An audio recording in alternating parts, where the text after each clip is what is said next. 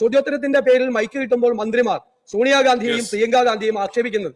Sir, അതെല്ലാം ഇവിടുത്തെ രേഖയിൽ കിടക്കുകയാണ്. നിയമസഭയിൽ സോണിയാഗാന്ധിയും പ്രിയങ്ക ഗാന്ധിയും പ്രിയപ്പെട്ട നേതാക്കളാണ്. ഒരാൾ ഇവിടെ നിന്നുള്ള MP ആണ്, കേരളത്തിൽ നിന്നുള്ള.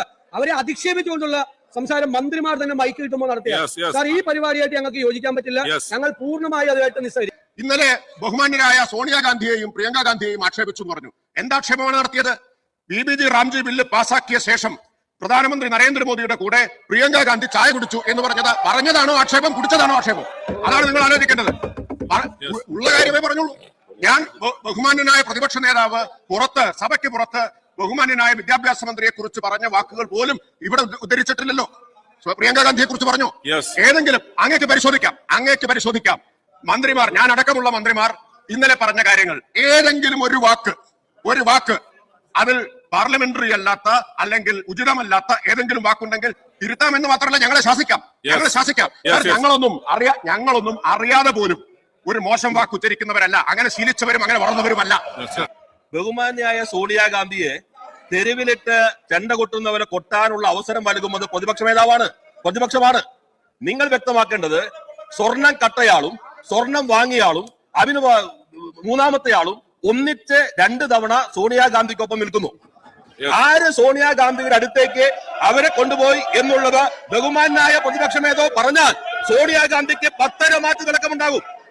സോണിയാഗാന്ധിയെ പോലെ ഇത്രമാത്രം സെക്യൂരിറ്റി ഉള്ള ഒരാളുടെ കയ്യിൽ ഈ സ്വർണത്തിന്റെ സ്വർണം മോഷ്ടിച്ച ആൾക്ക് സ്വർണം വാങ്ങിയാളുടെ സാന്നിധ്യത്തിൽ കെട്ടാൻ അവസരം ഒരുക്കിയത് ആരാണ് എന്ന് പ്രതിപക്ഷ നേതാവ് വ്യക്തമാക്കിയാൽ സോണിയാഗാന്ധിക്ക് 10 മാറ്റിന്റെ തിളക്കമുണ്ടാകും. നിങ്ങൾ സോണിയാഗാന്ധിയെ തെരുവിലിട്ട് അടിക്കാൻ വേണ്ടി വിട്ടുകൊടുത്തിരിക്കുന്ന പ്രതിപക്ഷമാണ്, കോൺഗ്രസ് ആണ്. അത് BJPയോടുള്ള താല്പര്യമാണ്. സാർ, ഞങ്ങളിവിടെ പറഞ്ഞില്ലല്ലോ സോണിയാഗാന്ധിയെ കുറിച്ച് സുബ്രഹ്മണ്യൻ സ്വാമി പറഞ്ഞത്, ഡൽഹിയിൽ FIR ഇടാൻ പറഞ്ഞത്, പുരാവസ്തു കച്ചവടത്തിന്റെ കാര്യം ഞങ്ങൾ ഒന്നും പറഞ്ഞില്ലല്ലോ.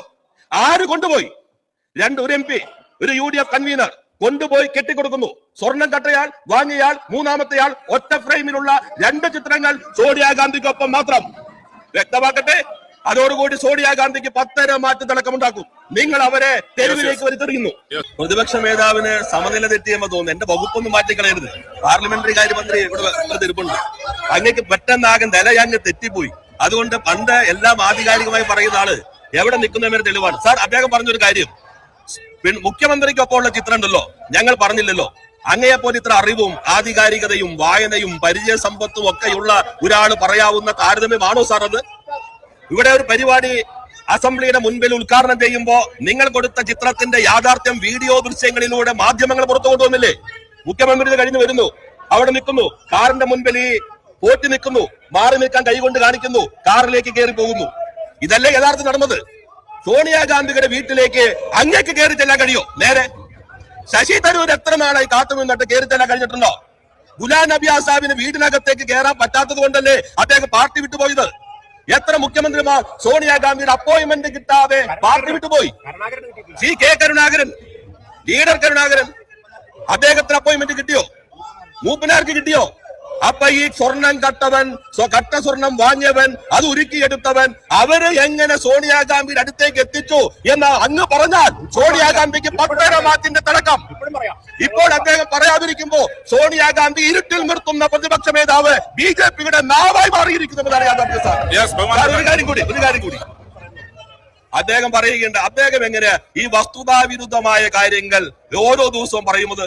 അദ്ദേഹം പറഞ്ഞു, ഇന്നലെ ഇവിടെ പാർലമെന്ററി കാര്യമന്ത്രിയല്ല, നിയമ വ്യവസായ വകുപ്പ് മന്ത്രി കയർ വകുപ്പ് മന്ത്രി ഞാൻ പറഞ്ഞു, അങ്ങ് ഹൈക്കോടതി ചീഫ് ജസ്റ്റിസിനെ കുറിച്ച് പറഞ്ഞ കാര്യം പറഞ്ഞു. അങ്ങ് പറഞ്ഞു ഈ പാർലമെന്ററി കാര്യമന്ത്രി അവിടേക്ക് മാർച്ച് നടത്തിയതാണ്. ഞാൻ അങ്ങയെ വെല്ലുവിളിക്കുന്നു. നിയമസഭയ്ക്കകത്ത് നിയമസഭയ്ക്ക് പുറത്ത് രേഖകൾ വെച്ച് നമുക്ക് ചർച്ച ചെയ്യാം. ഞങ്ങൾ അഭിപ്രായം പക്ഷെ അങ്ങേക്ക് ജനതാല്പര്യമല്ല. ഞാൻ എന്നൊറ്റ വികാരത്തിനകത്ത് അടിപ്പെട്ട് കിടന്ന് നിലവെറ്റിയ അവസ്ഥയിലേക്ക് കേരളത്തിന്റെ പ്രതിപക്ഷ നേതാവ് മാറുമ്പോ എന്നുള്ളത് അങ്ങേയറ്റം ദുഃഖകരമാണ് എന്ന് മാത്രമേ എനിക്ക് സൂചിപ്പിക്കാനുള്ളൂ.